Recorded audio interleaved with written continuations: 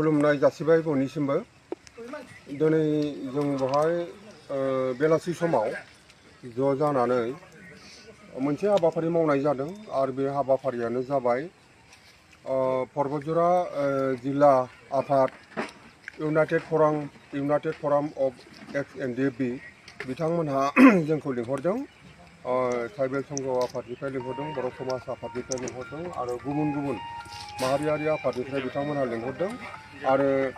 जोंनि बे लिंहरनायनि उद्देश्यआनो हाबाफारिनि थांखियानो जाहैबाय जोंनि बर' हारिनि सासे दैदेनगिरि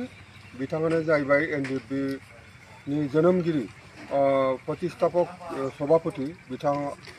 रन्जन दैमारी मानाव गेदेर रन्जन दैमारी बिथांनि दिनै 65 इयार्स जोनोम सान बे जोनोम सानखौ बिथांनि बे गोथार जोनोम सानखौ फालिनायनि नामै दिनै बेवहाय केक हानाय आरो ममबाति सावनानै माखासे रायजो राजाफोरखौ लानानै दिनै बिथांनि जिउनि आरो देहानि गाहाम हामलायनानै बिथाङाव जोबथेसालियाव थानांनाय बिथांनि जेनाखि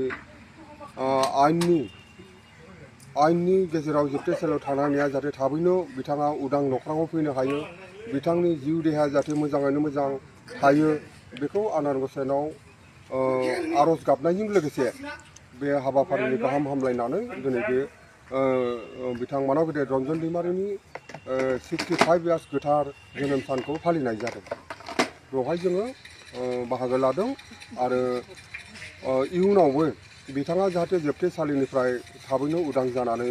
मोजां जिउ मोजां देहा लानानै जोंनि समाजनि गेजेराव रायजोनि गेजेराव जाहाथे बिथाङा फैनो हायो आरो रायजोनि गेजेराव जाहाथे बिथाङा माबा मोनसे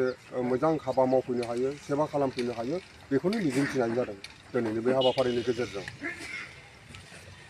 गोजोन्थों।